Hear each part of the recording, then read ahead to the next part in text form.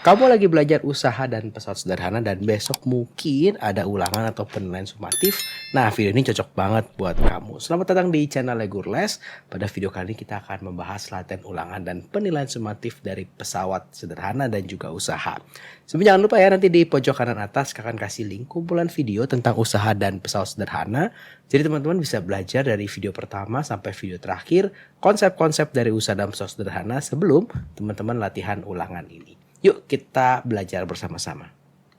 Sebelum kita melanjutkan menonton videonya, kakak mau kasih tahu kalian kalau sekarang kalian bisa menjadi member di channel Legurles. Ada 3 buah level membership yang bisa kalian dapatkan, yaitu level linear, kuadrat, dan kubik. Tentunya masing-masing mempunyai keuntungan sendiri yang bisa kalian dapatkan. Kalian bisa menjadi member dengan mengklik tombol join yang ada di sebelah kanan bawah video atau yang ada di halaman channel Legurles. Selamat bergabung. Di soal nomor 1, penggunaan sebuah gaya untuk menggerakkan sebuah benda menempuh jarak tertentu disebut sebagai apa? Nah, itu jawabannya adalah usaha ya. Kalau percepatan itu adalah perubahan kecepatan persatuan waktu. Kalau daya itu adalah usaha yang dilakukan setiap detiknya ya. Kalau kelajuan itu sama dengan kecepatan. Jadi usaha itu atau work itu didefinisikan sebagai F gaya dikalikan dengan jarak tertentu yang dilakukan oleh benda. Lebih tepatnya sebetulnya kita akan berbicara soal perpindahan atau delta X. Tapi nggak apa-apa, biasa teman-teman di sekolah diajarkan dengan rumus W sama dengan F dikalikan S. Kita ke soal nomor 2, sebuah kapak mengubah titik-titik gaya. Apakah arah, kerjanya, jarak, ataukah bebannya? Maka nanti jawabannya itu adalah yang A. Jadi yang namanya pesawat sederhana nanti itu bekerja dengan memperkecil atau mempermudah usaha yang dilakukannya. Tidak memperkecil usahanya, tapi mempermudah usahanya. Dengan cara apa? Dengan cara yang pertama bisa mengubah arah dari gaya bekerja yang harus dilakukan, atau mengubah jarak gaya yang harus dikerjakan, atau kita juga bisa mengubah besar dari gaya yang harus dikerjakan. Nah, pada kapak itu dia bekerja dengan cara mengubah arah dari gaya yang harus dikerjakan. Yang ketiga, gunting termasuk pesawat sederhana jenis apa? Nah, ternyata pesawat sederhana ada beberapa jenis, ada tuas, katrol, bidang miring, juga ada roda gigi. Nah, gunting itu termasuk pada jenis tuas ya. Lanjut ke soal nomor 4. Sebuah peti didorong dengan kekuatan 300 Newton sehingga bergeser sejauh 20 cm. Usaha yang dilakukan pada peti itu berapa? Nah, ini hitungan sedikit ya, menggunakan konsep dari usaha tadi, yaitu gaya dikalikan dengan jarak tempuhnya. Gayanya kita punya 300 Newton, nah tetapi harus hati-hati untuk jaraknya. Itu bukan dalam sentimeter, tetapi harus dijadikan meter, sehingga dibagi 100, sehingga kita punya di sini nanti 0,2 meter. Berarti nanti dikalikan 0,2 meter, nanti kita akan mendapatkan hasil 150 dan satuan dari usaha itu adalah joule. Gampang ya untuk soal nomor 4 ya. Lanjut ke soal nomor 5. Bidang miring adalah suatu pesawat sederhana yang bisa digunakan. Dari beberapa gambar pesawat sederhana di bawah ini yang menggunakan prinsip bidang miring itu yang mana? Kalau kita lihat, kita tinggal cari benda-benda yang mempunyai kemiringan ya. Bukan diangkat tetapi pada alat tersebut ada kemiringannya. Sebagai contoh, maka untuk yang nomor 1 itu adalah salah satu aplikasi dari bidang miring. Kemiringannya diaplikasikan pada uliran dari bautnya. Gunanya buat apa? Buat mempermudah kita memasukkan baut ini ke dalam kayu ataupun ke dalam sesuatu yang mau kita kencangkan gitu ya. Yang nomor 2 itu juga sama, ini juga sebuah kemiringan. Jadi kalau kita gambarkan penampangnya, dia akan seperti ini ya. Di sini lebih tebal, itu di bagian sini. Dan ini bagian yang tajamnya itu di bagian ujungnya ini. Sedangkan nomor 3 ini termasuk tuas dan nomor 4 ini juga termasuk tuas. Sehingga untuk jawaban yang tepat itu adalah yang A, yaitu 1 dan 2. Sekarang kita coba soal nomor 6. Berdasarkan gambar berikut, manakah merupakan pernyataan yang benar? Apakah A titik beban, apakah AC lengan kuasa dan sebagainya gitu ya. Nah, di sini kita punya sebuah yang namanya katrol dan ini biasa disebut sebagai katrol bergerak. Kenapa katrol bergerak? Karena awalnya dia berada di bawah, seiring bendanya dinaikkan ke atas, maka lama-lama dia akan ikut naik ke atas. Nah, nanti di pesawat sederhana kita akan punya beberapa titik yang perlu kita amati, yaitu ada yang namanya titik beban. Titik beban itu adalah bendanya yang mau diangkat itu berada di mana. Sehingga kita bisa katakan titik beban itu berada di titik sini, atau boleh juga kita katakan di titik D. Ini adalah titik, ini titik beban. Kemudian untuk kuasa. Nah, kalau kuasa itu adalah gayanya. Jadi kuasa ini adalah gayanya. Kalau kita lihat dia gayanya ditarik ke sini, maka kita punya di sini itu adalah si kuasanya. Maka titik kuasanya biasa kita sebut sebagai C. Ini adalah titik dari kuasanya. Nah, lalu A ini apa? Nah, kalau sudah punya titik beban, kalau punya titik kuasa, maka satu titik lagi yang perlu kita cari tahu itu adalah titik tumpu. Jadi cara kerjanya, si katrol ini akan menumpuk atau bersandar pada titik A ini. Kemudian titik kuasa ini akan ditarik sehingga beban ini akan ikut naik ke atas. Nah, apa bedanya titik kuasa dengan lengan kuasa? Kalau lengan kuasa itu adalah jarak dari titik tumpu ke titik kuasa. Nah, ini kita sebut sebagai lengan kuasa.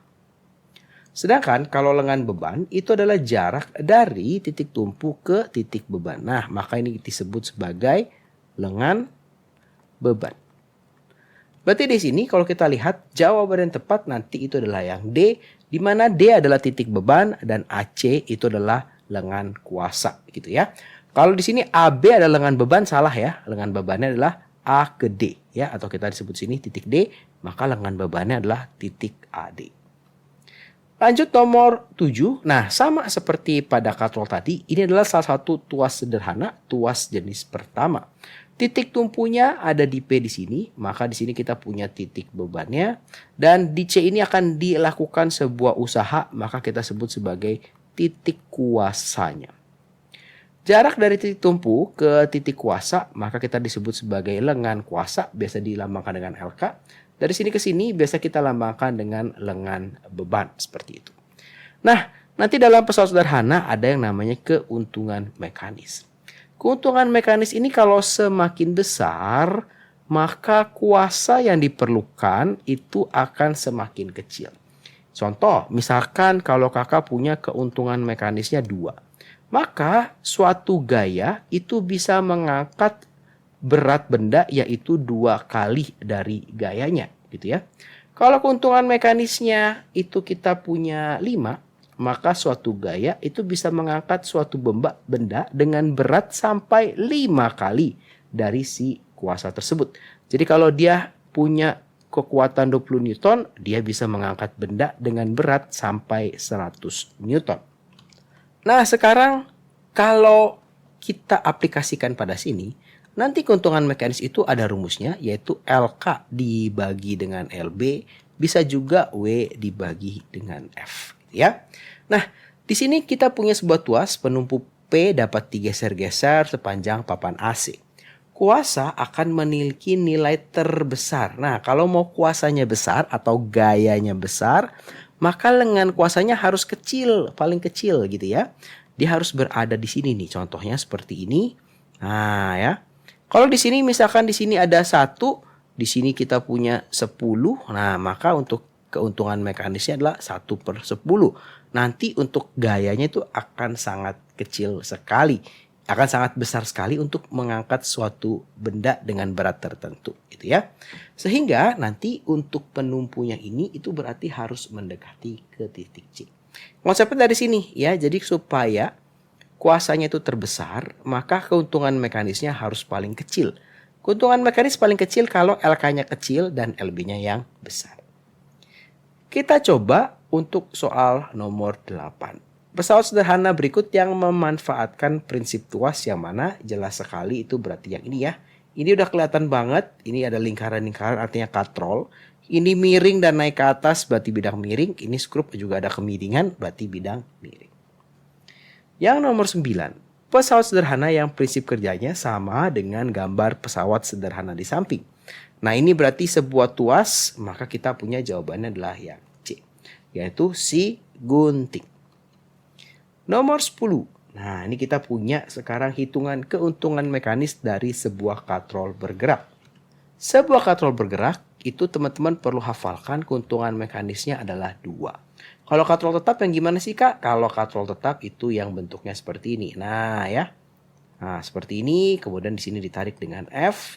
Ini memiliki keuntungan mekanik sebesar 1. Wah Kak, kalau keuntungan mekaniknya berarti F sama dengan W dong ya, karena keuntungan mekaniknya 1. Berarti apa gunanya dari pesawat sederhana ini? Ternyata gunanya dari katrol tetap seperti ini itu adalah merubah arah geraknya. Bayangkan kamu berada di samping sumur, kemudian harus mengangkat sebuah ember dari kedalaman sumur dengan mengangkat ke atas. Nah, kan lebih sulit ya dibandingkan kalau kamu menarik ke bawah. Ini kan lebih mudah. Jadi ini dia mempermudah usaha dengan merubah arah geraknya. Nah, di sini keuntungan mekanisnya selalu 2. Ingat keuntungan mekanis rumusnya selalu ada W dibagi F ya.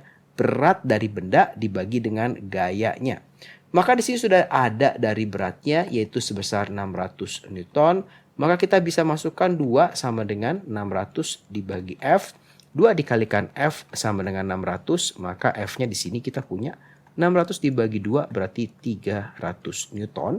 Berarti jawabannya adalah yang C.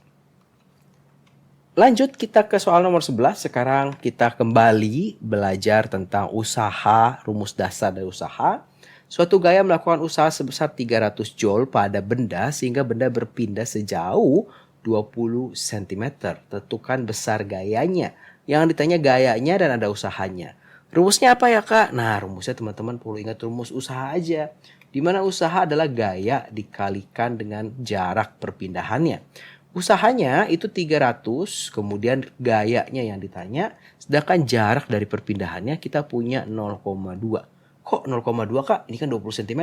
Ingat diubah ya ke meter jadi 20/100 atau 0,2. Maka nanti untuk gayanya adalah 300 dibagi 0,2 ya. Kalau perkalian seperti ini, pembagian seperti ini kita kalikan 10 atasnya, kalikan 10 bawahnya.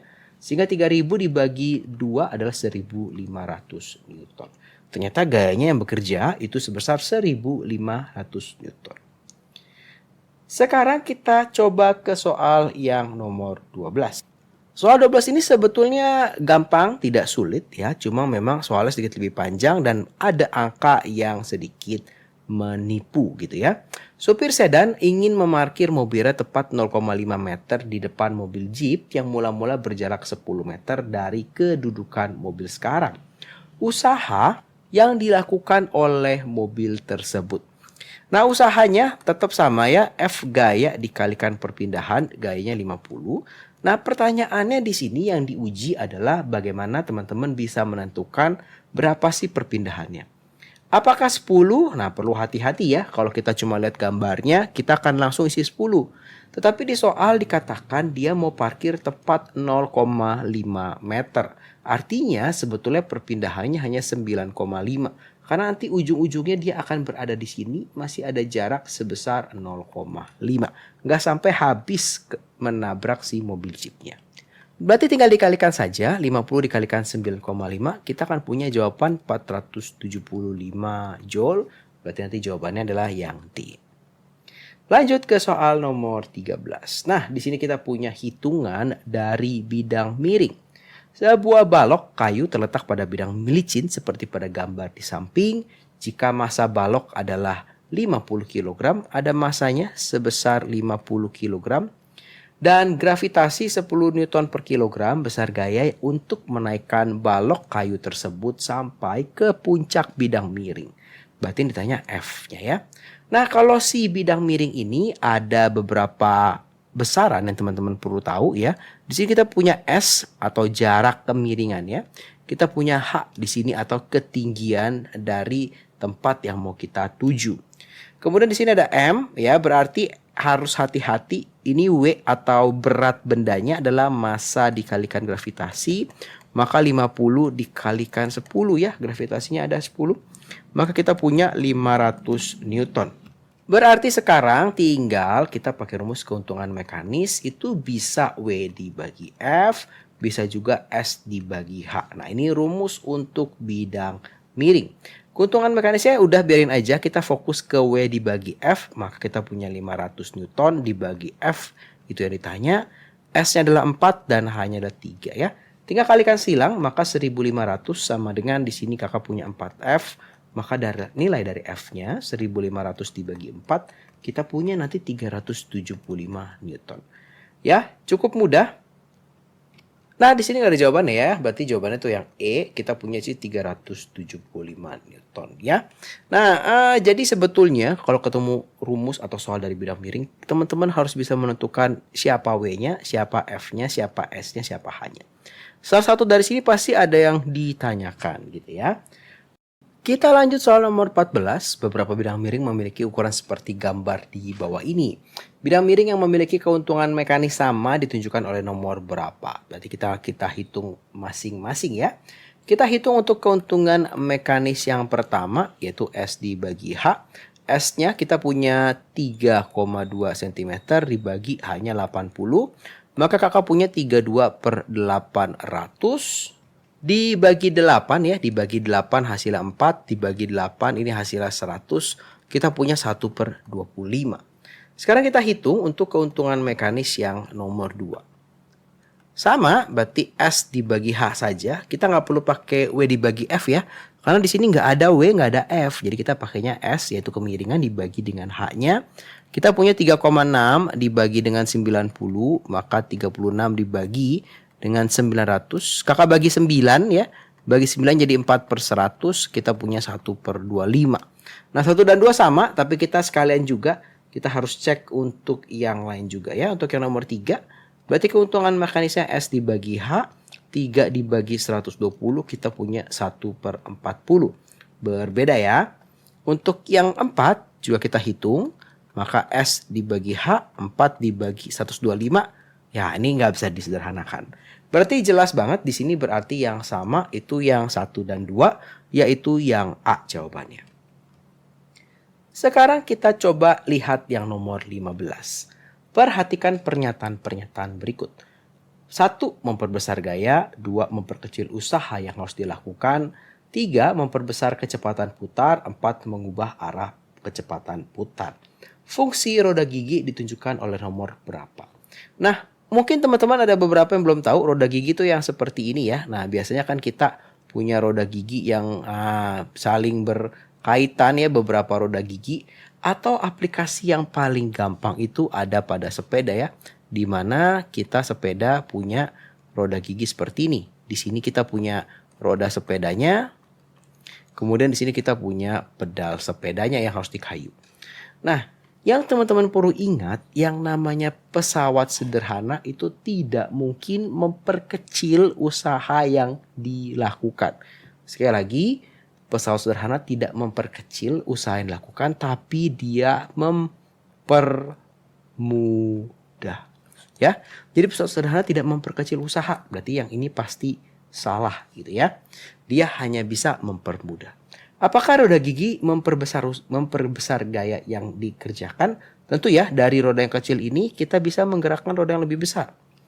Apakah memperbesar kecepatan putar? Tentu, karena dia bisa memperbesar atau memperkecil tergantung dari pengaturan dari roda giginya. Ya. Yang keempat, apakah mengubah arah kecepatan putar? Tentu, kalau dia nempel seperti ini, kalau pakai tali dia arah putarnya sama, tapi kalau nempel ini berputar ke sini, maka roda gigi ini mutarnya ke sini.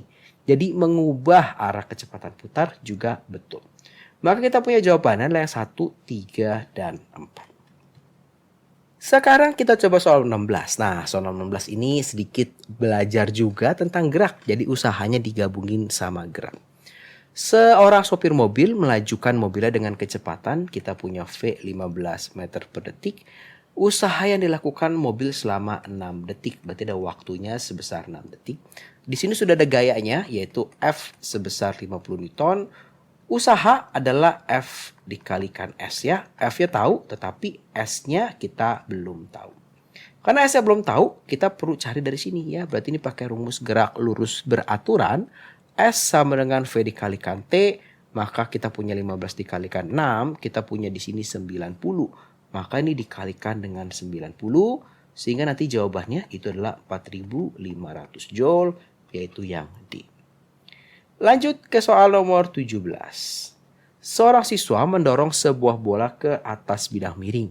Ia mendorong bola dengan gaya F sebesar 30 Newton seperti ditunjukkan pada gambar. Jika semua gesekan diabaikan, berapa sih berat dari bolanya? Berarti ini gampang juga ya soal tentang bidang miring tadi. Di mana keuntungan mekanis rumusnya W dibagi F sama dengan S dibagi H.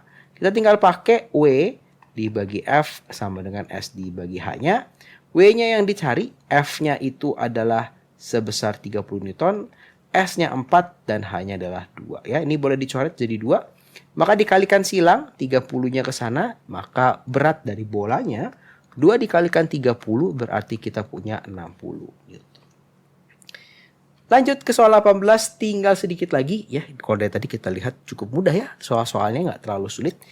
Maka di sini kita punya takal. Takal ini adalah kombinasi dari beberapa katrol seperti gambar. Dia digunakan untuk menarik berat, berarti W sebesar 2400 Newton ya, beban seberat 2400 Newton. Berapa gaya minimum yang diperlukan? Nah, kalau yang ini perlu kita punya sedikit trik istimewa, di mana kalau menghitung keuntungan mekanis, kita hitung talinya ya. Ada 1. Nah, kemudian kita punya di sini ada 2. Nah, kemudian tali yang ini berarti 3, ini 2. Nah, yang ini 4. Berarti keuntungan mekanisnya 4. Maka sama seperti pada semua pesawat sederhana, keuntungan mekanisnya adalah W dibagi dengan F ya. Di mana keuntungan mekanisnya 4, W-nya 2400 dibagi dengan F, maka 4F sama dengan 2400. Nilai F-nya adalah 2400 dibagi 4, maka kita punya 600 Newton. Berarti jawabannya itu adalah yang D. Kita lanjut ke soal nomor 19. Suatu peti akan dinaikkan dengan menggunakan papan sebagai bidang miring seperti pada gambar. Agar gaya dorong besarnya sepertiga. Dia maunya gaya dorong besarnya sepertiga dari W. Maka harus disediakan papan dengan panjang berapa? Oh, ternyata yang ditanya tuh S-nya berapa. Di sini 2,5 adalah nilai dari H-nya.